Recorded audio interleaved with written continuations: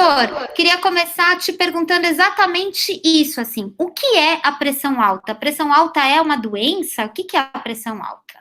Ela pode ser uma doença ou, mais comumente, ela pode ser simplesmente um estado, porque a gente chama, quando a gente não descobre a causa, nós na medicina chamamos ela de hipertensão essencial, ou seja, a gente não sabe de onde está vindo.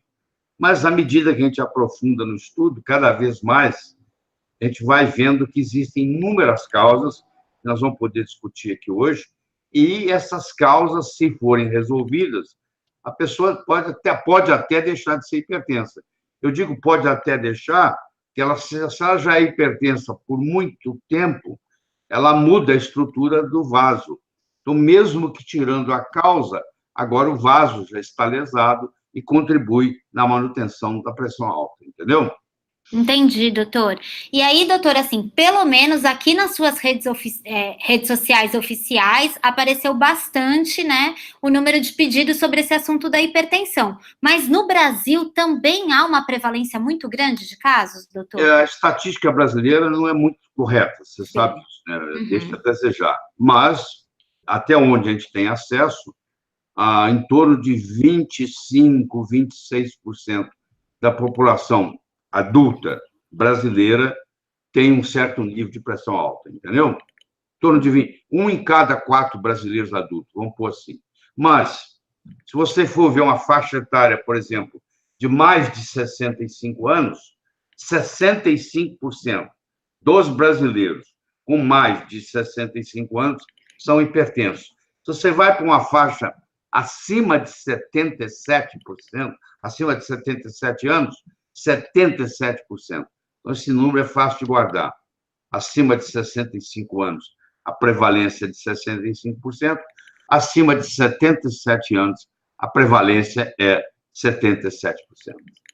Doutor, estou percebendo então que aumenta a idade, aumentam os casos de pressão. O envelhecimento é uma das causas, quais outras tem? Não, o que acontece é o seguinte: a pressão arterial é o produto do débito cardíaco pela resistência periférica. O débito cardíaco, por sua vez, é a multiplicação do volume sistólico vezes a frequência cardíaca. Então, você vê, o volume interfere, a frequência cardíaca interfere, a resistência periférica interfere. Então, quando você faz essa multiplicação e ela está aumentada, a pressão vai aumentar. Mas, como eu mencionei, muitos casos não é a doença, é um estado. Por exemplo, no caso do hipotireoidismo. O hipotireoidismo é a glândula tireoide não está funcionando apropriadamente. E ela, então, gera uma substância chamada mucina, que vai eventualmente causar o mixedema. E essa substância ela está dentro dos vasos, dos capilares, e ela aumenta a resistência periférica. Então, quando o coração bombeia, tem uma resistência para o sangue fluir. E esse aumento de resistência causa um aumento de pressão alta. Um aumento de pressão, vai causar pressão alta. Só que é muito perigoso você tratar uma pressão alta num paciente com hipotireoidismo, porque se a causa é hipotireoidismo, o tratamento para essa pressão alta é tratar o hipotireoidismo. Porque se eu não trato o hipotireoidismo, mas baixo a pressão, eu vou ter uma dificuldade de perfusão do sangue chegar até a periferia. Isso é uma causa. Deixa eu ir para a segunda causa. A segunda causa é a resistência insulínica. É o paciente que é diabético. É muito comum o paciente diabético também ser hipertenso e também ser obeso. Esse paciente diabético que tem a resistência insulínica aumentada, a resistência insulínica faz ter mais insulina. Insulina retém sódio. Sódio retém água. Retenção de água aumenta o volume sanguíneo. Aumenta o volume sanguíneo, aumenta o volume sistólico. Aumenta o volume sistólico, aumenta a pressão. Entendeu? Outra causa interessante e muito comum é a deficiência do magnésio. Nós vamos poder discutir em mais profundidade ainda nessa apresentação. Mas o magnésio é um potente relaxante vascular. E quando eu tenho falta de magnésio, que nós vamos discutir depois, você tem uma constrição dos vasos. E isso aumenta a resistência periférica isso aumenta a pressão. Se eu tenho uma deficiência de magnésio e tenho pressão alta por isso, e eu trato essa deficiência de magnésio, a tendência é a pressão normalizar. Outra coisa interessante, a pessoa que não toma sol, ela foge do sol totalmente, ela não tem produção adequada de vitamina D3, porque a vitamina D3 é produzida o sol batendo na pele, é quando começa tudo, é o colecalciferol, que vai virar calcidiol no fígado, que vai virar calcitriol nos rins. Mas aí a pessoa tem deficiência, a deficiência da vitamina 3, D3, D de dado, também é uma causa de hipertensão. A outra causa é o aumento do ácido úrico. Então, se eu tiver o ácido úrico demais, esse ácido úrico vai inibir uma molécula muito potente e muito benéfica chamada óxido nítrico, que é o que mantém a vasodilatação das artérias, dos capilares, não tendo óxido nítrico suficiente, porque ele é inibido pelo ácido úrico. Esse paciente também desenvolve, além de desenvolver gota, desenvolve pressão alta. É muito comum o paciente com gota também ter pressão alta. Outra causa são os metais tóxicos. Eu estou contaminado com chumbo, ou estou contaminado com mercúrio, ou estou contaminado com cádmio. Isso também faz vasoconstrição. E último, dessas causas secundárias que a gente chama, é, por exemplo, uma infecção dentária assintomática. A pessoa não sente absolutamente nada, tem um dente com problema, um canal maltratado, tem uma infecção, ela não se manifesta clinicamente, mas ela libera substâncias que vão contribuir para o aumento da pressão. Vocês estão vendo que existem várias causas. É hipotiroidismo, é resistência insulínica, é magnésio, é deficiência de magnésio, deficiência de D3, é excesso de ácido úrico, é a presença de metal tóxico e a infecção assintomática.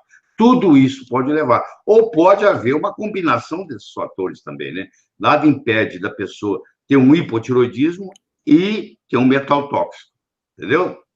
Entendi, doutor. E o que ocorre também é que muitas pessoas relatam que mesmo tomando o medicamento certinho, elas mantêm os níveis de pressão alterados, né?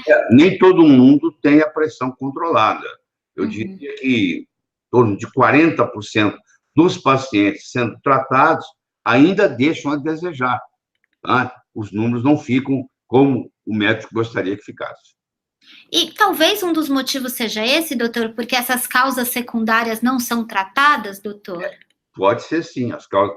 Isso é uma coisa. A outra, que já é bem mais complexa, é o tipo de pressão alta que a pessoa tem. Porque, tirando essas causas aí, vamos falar da hipertensão que a gente chama de essencial. Certo. Que foi um mecanismo dentro do corpo que criou. Ele tem 3 tipos diferentes, bem distintos, cujos medicamentos têm que ser diferentes. Você não pode tratar todo mundo igual. Então, por exemplo, você tem o paciente que o problema dele é excesso de volume, então esse vai se dar muito bem, por exemplo, com diurético ou com bloqueador de cálcio. Você tem aquele paciente que o sistema renina, angiotensina, aldosterona está ativado, então eu vou mexer nessa cascata, ou eu vou dar um inibidor de renina, ou vou bloquear o receptor da angiotensina 2, ou vou fazer um inibidor da ECA. 45% dos pacientes hipertensos essenciais, o mecanismo de ação é esse. E o terceiro, que é 15% dos pacientes com hipertensão essencial, é a chamada hipertensão neurogênica, que vem da cabeça, do nervoso, do estresse. A pessoa ganha na loteria, fica com a pressão alta. Perde dinheiro, fica com a pressão alta. Então, se a economia está muito boa, a economia está muito ruim, faz mexer na pressão, porque a emoção, de qualquer jeito que seja, ela perturba. Às vezes, uma emoção... Já vi muita gente contar de casos de pessoas que morreram quando descobriram que ganharam na loteria. A alegria é tão grande que mata, entendeu? Porque sobe cortisol, sobem as catecolaminas e etc. Entendi, doutor. E aí precisa de um organismo equilibrado para controlar tudo isso, né, doutor? Isso também é saúde. Doutor, é isso que faz também que algumas pessoas relataram aqui, que quando elas vão ao médico, a pressão lá no consultório fica elevada, mas quando chega em casa não está tão alta, ou o contrário, isso também, mas principalmente quando vai no médico e a pressão lá dá uma pressão alterada, isso acontece? Isso é o mais comum. Existe caso onde a pressão está normal no médico e está aumentada em casa, mas isso é mais raro. O que você está se referindo é a chamada síndrome do avental, que quando o paciente chega lá e o médico de avental branco, agora já não é branco mais, tem várias cores, mas antigamente era chamado de síndrome do avental branco. Isso tem muito a ver com o tempo que o médico dedica ao paciente, se o médico está com muita pressa, isso depende se tem conversa durante a medida da pressão. Quando você está medindo a pressão, você não pode conversar, porque quando você escuta, a pressão baixa. Quando você fala, a pressão sobe. Existe um reflexo. Então, enquanto eu estou falando, a minha pressão sobe um pouquinho. Às vezes, está sendo usado um manguito inadequado, a pessoa é muito obesa, tem um braço muito grosso, e o manguito não é um manguito de coxa. Nesse caso, tem que ser usado um manguito de coxa. Lá, muitas vezes, no consultório médico, é feita uma medida única, mede uma vez só, e o critério para medir pressão, você tem que medir 3 vezes, jogar a primeira fora, fazer uma média da segunda com a terceira, e, às vezes, o esvaziamento é muito rápido. Então, o médico calculou, deixou correr rápido demais. Também dá erro na medição, entendeu? Então, tem vários fatores que contribuem. Por isso que eu sou a favor de que esse controle de pressão tinha que ser feito em casa. É ensinar o paciente, ensinar ele que aparelho comprar, como é que ele deve medir, quantas vezes por semana, e etc. Entendi, doutor, para que o paciente consiga fazer essa medição em casa, para que ele tenha o número real. E existe alguma dica que a gente pode dar para as pessoas, para elas medirem a pressão em casa, doutor? Primeiro, eu recomendo que ela não meça com esse aparelhinho que põe no punho. Ele não tem a acurácia necessária para fazer o controle. O ideal é o do manguito automático. Quer dizer, a pessoa não precisa entender de nada. O robozinho lá faz tudo, mas tem que ser com manguito. Ela tem que escolher, de preferência, o braço esquerdo, para ela poder manusear mais fácil. Ela tem que tirar a pressão sempre no mesmo braço. Ela tem que fazer isso 2 vezes por semana. Medir 3 vezes. Descartar a primeira medida. Pegar a segunda e a terceira, fazer uma média. E aí faz a média do mês. E aí leva para o médico. No último mês, a minha pressão foi essa. Ele fez uma média, sempre usando do mesmo jeito. Ótimo, doutor. E ter esse controle, saber como está a sua pressão, é importante também para a prevenção de AVC, que a gente chama de derrame, doutor? Como é que se dá isso? Para várias coisas. Por exemplo, para você avaliar a influência do sal, por exemplo. Você quer saber se sal interfere.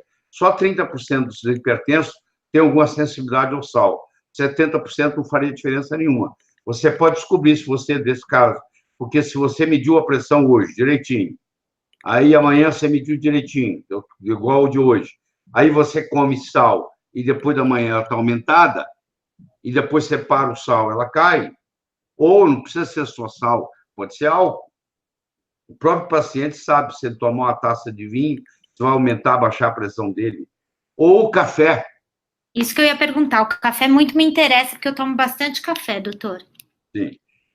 O segredo do café é o seguinte: você tem que determinar geneticamente, eu já fiz o exame em mim, se você é um metabolizador rápido ou um metabolizador lento de café. Se você é um metabolizador rápido, você não precisa se preocupar, porque a cafeína vai ficar muito pouco tempo no seu corpo. Se você é um metabolizador lento, a história muda, porque se você tomar muito café, acumula. Aí a pressão pode aumentar em função do café. Entendeu? E tem muitos medicamentos também que aumentam a pressão. Por exemplo, os medicamentos, os anti-inflamatórios, por exemplo, aumentam a pressão. É mesmo, doutor? Tem muito paciente que é sensível a anti-inflamatório, está tomando anti-inflamatório e não consegue controlar a pressão, não sabe por quê. É porque está tomando aquele remédio. Doutor, mas eu quero voltar só um pouquinho em algo que você falou, porque imediatamente quando o senhor falou, a minha avó já me mandou aqui uma mensagem que ela disse: Doutor Lair disse que só 30% das pessoas são sensíveis ao sal, então o sal não é o causador absoluto da pressão? Doutor, explica para minha avó e para todo mundo. Eu diria que até menos de 30% são sensíveis ao cloreto de sódio, porque o sal, lá onde ele está, na mina, ele tem 82 minerais. Dependendo do sal, tá? Tem sal que chega até 90 minerais. Por exemplo, o sal do Mar Celta tem 92 minerais, para você ter uma ideia. Então, você pode fazer espectrometria de massa do sal e determinar quais minerais ele tem.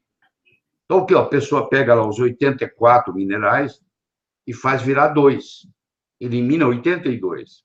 E só deixa o cloreto e o sódio, aí o cloreto de sódio, que é branquinho, bonitinho, é o sal de mesa.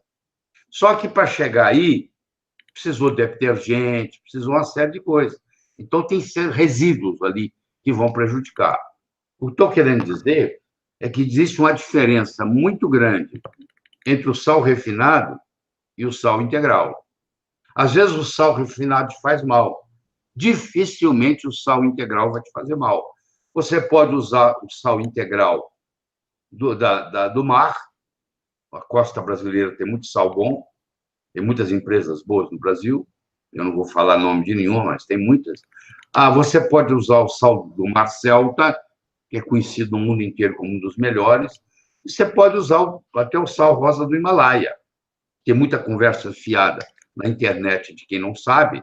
Eu recomendo que, para você falar de sal rosa do Himalaia, você devia de ler pelo menos uns 2 ou 3 livros que existem no Amazon.com sobre o assunto, para você entender, porque você me perguntar assim, o sal do Himalaia tem flúor? Tem, mas o flúor da natureza é 5.000 vezes menor do que o flúor da água da sua torneira de casa, pra você ter uma ideia, entendeu? O fato de ter flúor não significa que está fazendo mal, é quantidades ínfimas, muito pequenas. 5.000, eu fiz o cálculo, eu fiz a espectrometria de massa do sal rosa do Himalaia, fiz os cálculos eu mesmo, fui professor de matemática há muitos anos, então faço isso muito bem, e mostrei que a diferença entre a concentração de flúor no sal rosa do Himalaia e a concentração de flúor na água da torneira, a água da torneira na sua casa tem 5.000 vezes mais flúor do que o flúor contido no sal rosa do Himalaia, por exemplo.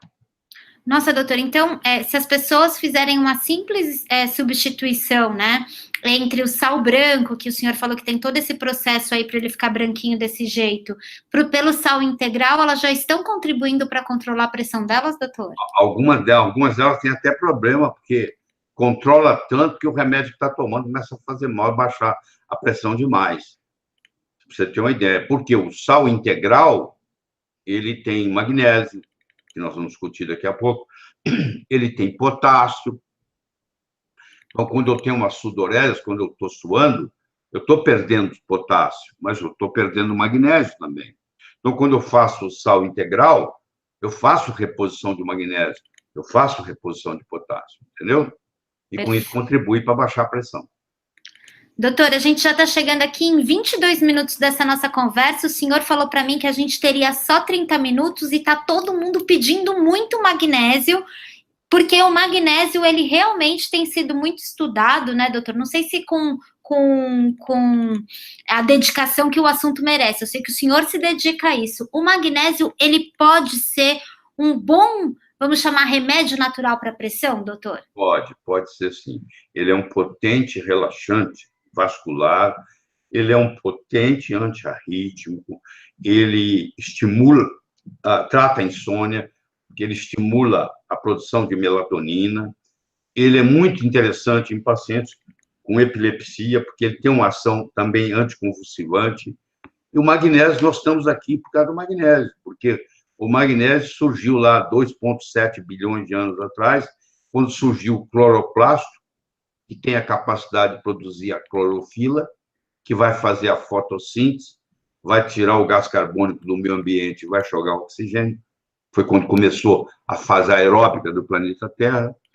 Então, se não tivesse magnésio, não teria oxigênio. Nós não estaríamos aqui. Então, o magnésio é realmente o maestro de tudo isso. E ele é cofator em mais, alguns livros dizem mais de 500 enzimas no corpo, alguns dizem 300. Eu diria que deve ser até mais do que isso, entendeu? Então, ele é um mineral extremamente importante. O Brasil, o solo brasileiro, é conhecido mundialmente por ser um solo muito pobre em magnésio, porque nós não temos muita água magnesiana, e para ter água magnesiana tem que ter vulcão.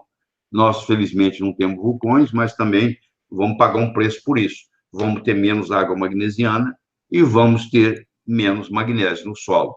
Então, o brasileiro, em geral, ele é deficiente em magnésio. Nossa, doutor. E além disso, eu não sei se é verdade, queria que o senhor esclarecesse. Também tem uma história que o estresse, né, o fato de ter uma vida estressante, isso também faz com que o corpo expulse o pouco magnésio que a gente tem, é isso, doutor? Pelo seguinte, porque quando você fica estressado, você aumenta o cortisol. Para aumentar cortisol, precisa de magnésio. Depois, esse cortisol tem que ser metabolizado. Para metabolizar isso, precisa de uma substância chamada glutationa, que é magnésio dependente. Então, você vê, o estresse acaba gastando magnésio. Tem uma pessoa muito estressada, ela acaba tendo deficiência de magnésio, por esse mecanismo, porque ela vai precisar de mais glutationa, ela vai precisar de mais cortisol. Tá certo, doutor. E, doutor, ainda é muito pouco explicado e difundido por aí a importância do magnésio, né? As pessoas não sabem. O magnésio a gente também perde. Quanto mais idade a gente tem, maior a deficiência, doutor? É o seguinte, nós temos uma reserva de magnésio no osso para atender as necessidades cardíacas. Só que a partir dos 55, 60 anos, essa reserva praticamente esgota. Uma pessoa de mais de 55 anos de idade, se ela faz um esforço muito grande, ela vai num churrasco, e depois do churrasco ela resolve jogar uma pelada no campinho lá da casa onde estão, pode acontecer, como acontece com frequência, morte súbita. Ou a pessoa, não sabe, ela faz sauna todo dia, e a sauna acaba fazendo ela suar, claro, e o suor, ela perde magnésio. Só como ela não repõe, ela vai ficando com deficiência. E aí começa a ter uma coisa chamada disionismo, onde os íons não estão bem equilibrados, porque o magnésio ele é um fator importante na bomba só de potássio, ele é um fator importante na bomba de cálcio, que é magnésio dependente. Então, quando falta o íon magnésio, cria-se no organismo uma coisa chamada disionismo, e que pode levar, eventualmente, até a morte súbita, porque quando você falta muito magnésio, existe uma arritmia, inclusive típica do magnésio, arritmia cardíaca, chamada torsade de point, foi descoberta pelos franceses, e esse torsade de point acaba, muitas vezes, terminando em fibrilação ventricular e morte súbita. Nossa, doutor. Doutor, o senhor aqui explicou de forma rápida, porém eficiente, a relação do magnésio com a insônia. Também tem uma relação entre o magnésio e o diabetes, doutor? Tem pelo seguinte, porque para produzir a insulina e para o transporte da insulina no corpo, depende do magnésio. Então, quando eu tenho deficiência de magnésio, eu tenho deficiência na produção de insulina e eu tenho deficiência no transporte da insulina para o lugar onde ela precisa atuar. Isso, claro, prejudica e acaba levando uma resistência insulínica, tá? Acaba causando problema. Doutor, uma outra coisa, se as pessoas ainda não sabem tanto sobre a importância do magnésio, mas o senhor está ajudando aí para que se atentem a isso, da vitamina D3 a gente já tem até um certo coro para isso, né? Mas há também uma importante função do magnésio para a questão da vitamina D3. Existe gente que fica resistente à vitamina D3, doutor? Pois é, o magnésio, ele é um cofator no receptor da vitamina D3. E nos casos escritos na literatura, chamado resistência à vitamina D3, que dá dose e não resolve nada, porque ela não consegue atuar no receptor, na grande maioria é por deficiência de magnésio. Você está vendo que o magnésio não é à toa que ele interfere em mais de 500 reações no corpo. Nós estamos falando de algumas. E tem muitas que nós nem foi descoberto ainda, entendeu? E todo brasileiro, praticamente, do ponto de vista prático, tem deficiência de magnésio.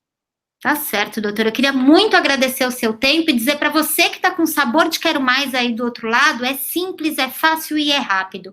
Aqui na descrição, no link dos comentários, aqui na descrição desse vídeo, você pode acessar o link e ter uma aula completa do Dr. Lair Ribeiro sobre a pressão alta e sobre as melhores fontes naturais de magnésio, como você pode, de uma forma natural, cuidar da sua saúde, da sua pressão. É só você acessar aqui no link da descrição para ter o Dr. Lair perto de você, e mais do que isso, além dessa aula completa que o doutor vai te dar para que você esclareça os seus entes queridos e a si próprio e tal, a partir do momento que você recebe essa aula, o Dr. Lair também vai te visitar sempre por e-mail, trazendo os melhores conteúdos de saúde verdadeira, não é isso, doutor? É isso aí, é isso aí. Doutor, muito obrigada mais uma vez por esse nosso programa aqui ao vivo, no meio da tarde, eu acho que é ótimo. Tomei meu café aqui, ouvindo o senhor, já sabendo que ele pode sim causar uma pressão, mas também aprendi sobre o sal integral, então vou dar uma controlada aqui, tá bom, doutor? Até a próxima. Até a próxima, gente. Obrigada, tchau.